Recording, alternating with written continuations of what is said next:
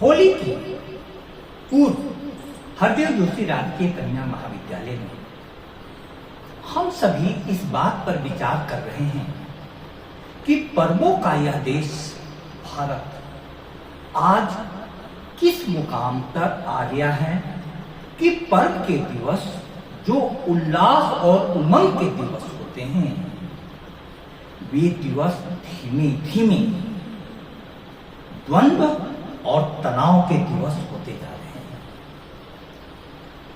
दरअसल इसके मूल में कारण जो है वह कारण है राजनीति, जबकि पर्व होते हैं धार्मिक। जब तक राजनीतिक और धार्मिक प्रवृत्तियों के बीच के अंतर को नहीं समझा जाएगा तब तक इस समस्या का समाधान मुश्किल होगा। राजनीतिक प्रवृत्ति हमेशा किसी भी विषय को, किसी भी व्यक्ति को और किसी भी समूह को बांटकर देखती है, जबकि धार्मिक दृष्टि संश्लेषण की दृष्टि है। वह समग्रता में किसी भी विषय को, व्यक्ति को या समूह को देखती है। अब होली जैसे पर्व पर यह समझने की है कि भारतीय ज्ञान परंपरा के अंतर्गत होली जैसे पर्व का संदेश क्या है। एक छोटी सी कथा के माध्यम से मैं विद्यार्थियों को होली के संदेश को समझाने की कोशिश करूंगा। कश्यप ऋषि की दीति नाम की पत्नी थी। उनकी अनेक पत्नियां थी, उनमें से एक का नाम था दीति। दीति से दो बेटे उनके पैदा हुए, जिनका नाम था हिरण्यकश्यप और हिरण्याक्ष। वराह अवतार में विष्णु ने हिरण्याक्ष का वध किया। तब से हिरण्यकश्यप विष्णु के प्रति द्वेष से, क्रोध से भर गया और उसने विष्णु के नाम लेने पर अपने राज्य में प्रतिबंध लगा दिया। अब हमें यह समझना है कि हिरण्यकश्यप आशीर्वाद लेने के लिए ब्रह्मा जी से तपस्या करने लगा और वर्षों की उसने तपस्या की। ब्रह्मा जी उसकी तपस्या से प्रसन्न हुए और उन्होंने कहा कि वत्स वरदान मांगो। उसने वरदान में कहा कि मुझे आप अमर बना दें। ब्रह्मा जी ने कहा कि यह वरदान हमारे वश में नहीं है कि मैं तुझे अमरत्व प्रदान करूं। इसकी जगह पर तू कुछ और दूसरे प्रकार का वरदान मांग। तो हिरण्यकश्यप ने कहा कि आप कम से कम ऐसा आशीर्वाद दें कि ना मैं दिन में मारा जाऊं न रात में, न मैं अस्त्र से मारा जाऊं न शस्त्र से, न मुझे नर मार पाए न जानवर, न मैं घर के अंदर मारा जाऊं न घर के बाहर। ब्रह्मा जी ने उसे ऐसा आशीर्वाद दे दिया और उसके भी हृदय में हो गया कि अब मुझे कोई मार ही नहीं सकता। जब ब्रह्मा जी की तपस्या में रत था हिरण्यकश्यप, उसी समय इंद्र ने सूरों के समूह को लेकर के उसके राज्य पर आक्रमण कर दिया। उस समय कयुधा नाम की उसकी पत्नी गर्भवती थी। वह लौटते समय कयुधा को भी उन्होंने अपने साथ ले लिया। रास्ते में नारद मिले। नारद ने समझाया कि यह बात अच्छी नहीं है। नारद के समझाने पर उस गर्भवती पत्नी को उन्होंने ऋषि के आश्रम में छोड़ दिया। ऋषि के आश्रम में नारद ने स्वयं उस गर्भवती पत्नी को विष्णु की महिमा के बारे में बताया। बाद में इसी पत्नी से जो बच्चा पैदा हुआ उसका नाम प्रहलाद था। अब पौराणिक कहानियां तथ्य कम होती हैं, सत्य ज्यादा कहती हैं। इसमें सत्य क्या है? प्रहलाद के जन्म के बाद जब उसे गुरुकुल भेजा गया और वह गुरुकुल से लौटकर आया तो पिता ने हिरण्यकशिपु ने यह जानना चाहा कि उसने अपने गुरु आश्रम में सीखा क्या। उससे पूछा तो उसने भक्ति के सूत्र बोले। विष्णु की भक्ति के सूत्र को सुनकर हिरण्यकशिपु ठगा सा रह गया। उसके साथ ऐसा लगा कि कोई धोखा हुआ है और उसने गुस्से में कहा कि आज के बाद से तुझे विष्णु का नाम नहीं लेना है। और कई प्रकार की यंत्रणाएं उसने देनी शुरू कर दी उस बच्चे को। लेकिन वह बच्चा विष्णु की भक्ति में इतना रम गया कि जीवन के हर मोड़ पर कैसी भी विपरीत परिस्थिति में उसने विष्णु का नाम नहीं छोड़ा। अब पिता को यह असह्य हो गया। उसने उसे पहाड़ से फेंकवाया, उसका कुछ नहीं हुआ। उसने उसे नदी में डुबोया, उसका कुछ नहीं हुआ। अंत में उसकी बहन होलिका ने कहा कि भैया एक उपाय है, मेरे पास एक चादर है जिसको ओढ़कर मैं इसे यदि गोद में लेकर आग में बैठ जाऊं तो उस चादर के कारण मैं तो बच जाऊंगी, लेकिन प्रहलाद मर जाएगा। योजना अनुसार होलिका आग जला करके चादर लपेट करके प्रहलाद को गोद में लेकर के बैठ गई और जब आग जली हुआ उल्टा। वह चादर होलिका के सर से सरक कर प्रहलाद के तन पर आ गया और परिणाम यह हुआ होलिका जलकर मर गई और प्रहलाद बच गया। इसी के उपलक्ष्य में हम सभी होलिका दहन करते हैं। प्रिय विद्यार्थियों, आज हमें इनका संकेत समझना होगा। ये कहानियां संकेत में कह क्या रही हैं और हम करते क्या हैं। महाविद्यालयों से यह संदेश जाना चाहिए कि होलिका दहन का जो कार्यक्रम होता है आज के जमाने में, जब वृक्षों की भारी कमी हो गई है, 33% भूभाग पर वन होने चाहिए, भारत के 17% भूभाग पर ही वन सुरक्षित बचे हैं। लकड़ियों की कमी हो गई है। ऐसे समय में हर गली चौराहे पर परंपरा के नाम पर लकड़ियों के जलाने से कितना कार्बन डाइऑक्साइड हवा में घुलेगा और सांस लेना, पूरी वायु प्रदूषित हो जाएगी और जीना मुश्किल हो जाएगा। ऐसे में सबसे पहली बात यह है कि परंपरा में जो बात हमारी आई है होलिका दहन, उसको सांकेतिक रूप से मनाया जाना चाहिए कि आप यदि एक कंडा भी जला देते हैं तो होलिका दहन का संकेत और कार्यक्रम पूरा होगा। लेकिन हम सभी देखते हैं कि हर मोहल्ले पर, हर मोड़ पर लोग अलग अलग होलिका दहन का कार्यक्रम करते हैं। जब कभी भी कोई बुद्धिजीवी इस बात को देखता है तो वह आश्चर्य कर जाता है कि जिस देश की राजधानी की हवा इतनी प्रदूषित हो चुकी है कि लोग श्वास लेने को तरस रहे हैं, उस देश में होलिका दहन जैसे कार्यक्रम से हम अपने प्राण वायु को संकट में डाल रहे हैं, अपने प्राण को संकट में डाल रहे हैं। इस प्रकार के होलिका दहन के कार्यक्रम में तब्दीली होनी चाहिए।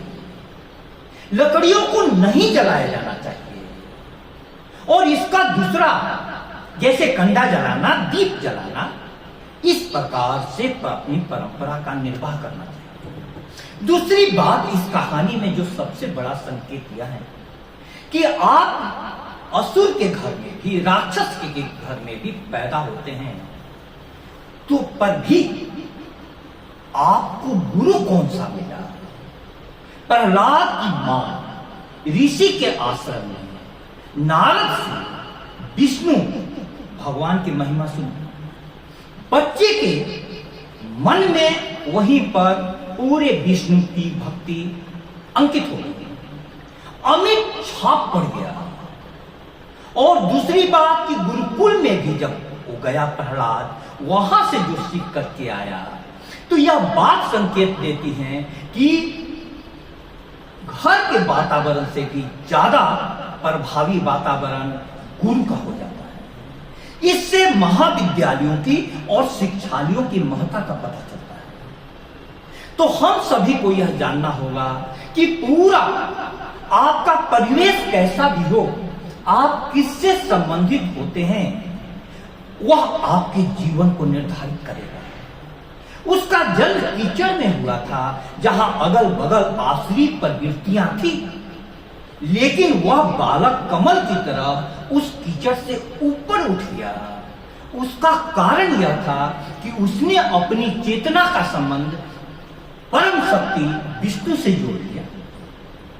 आज देश में जो कुछ हम हालात देख रहे हैं, इन प्रतीकों को समझना होगा कि प्रहलाद की बचने की खुशी में और होलिका की जलने की खुशी में हम सभी एक दूसरे पर रंग डालते हैं। अब रंगों को भी राजनीति ने बांट दिया है। लाल रंग क्रांति का प्रतीक हो गया है, जो कि कम्युनिस्ट पार्टी लेकर चलती है। हरा रंग इस्लाम धर्म के साथ जुड़ गया।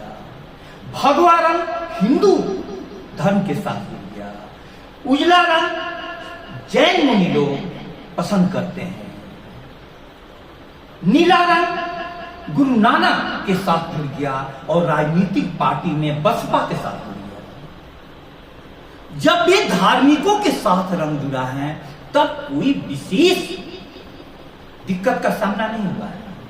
लेकिन जब रंग राजनीतिक पार्टी के साथ जुड़ता है, तो वही समस्या क्यों बन जाती है? हमारी संस्कृति में विभिन्न रंगों का विभिन्न संकेत है। भगवा रंग उगते सूर्य का प्रतीक है कि जीवन में कितनी भी अंधेरा हो, सूरज के उगते ही वर्षों पुराना अंधेरा, कितना भी घना अंधेरा दूर हो जाता है। नीला रंग आकाश का रंग नीला है। यह हृदय की स्वच्छता का और हृदय की विशालता का प्रतीक है। इसी प्रकार से हर रंग का अपना महत्व है।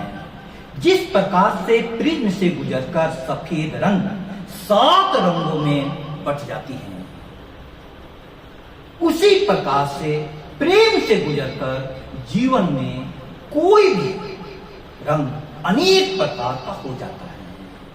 तो होली के अवसर पर हमें यह जानना होगा कि इन संकेतों को हमारे पर्व में छुपे हुए सत्य को बाहर निकालना होगा शिक्षकों को, और अगली पीढ़ी तक पहुंचाना होगा। नई पीढ़ी से पूछने पर कि परंपरा के नाम पर वे अबीर गुलाल खेल लेते हैं, होलिका दहन कर लेते हैं, लेकिन इन कथाओं से वे बहुत दूर हो चुके हैं। हमारे पंचतंत्र में कहानियां चलती हैं, जानवरों के, पशु पक्षियों के माध्यम से अगली पीढ़ी को जीवन के बहुत बड़े सत्यों की शिक्षा दी गई है।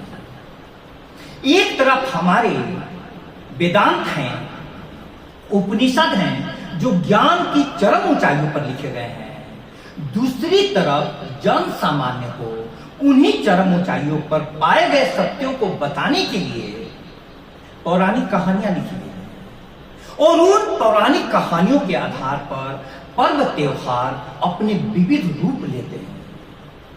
हम गाने में भी जो सुनते हैं, वो होली के दिन दिल मिल जाते हैं, रंगों में रंग खिल जाते हैं। होली के दिन दिल खिल जाते हैं, रंगों से रंग मिल जाते हैं। आखिर जब रंग हमें मिलने के बाद यह पहचानना मुश्किल हो जाता है कि कौन रंग अलग अलग है, तो हम भिन्न भिन्न प्रकार के लोग, भिन्न भिन्न जाति, भिन्न भिन्न भाषा, भिन्न भिन्न धर्म, भिन्न भिन्न बोली के लोग जब साथ में रहते हैं तो वह पार्थक्य भाव छूट जाना चाहिए और उसके बीच से एक सामंजस्य का भाव निकलना चाहिए। होली के साथ एक और बहुत बड़ी जो बात जुड़ी हुई है, अभी बिहार सरकार ने एक आदेश जारी किया है पुलिस डिपार्टमेंट के द्वारा कि होली के अवसर पर जो कोई भी अश्लील गीत बजाएगा उस पर कड़ी कार्रवाई होगी। अब यह विचारणीय बात है शिक्षा जगत के लिए कि हम सभी अपने पर्व त्योहार को जो पवित्रता के द्योतक हैं उस पर भी अश्लीलता का छाप लगाने से क्यों परहेज नहीं करते।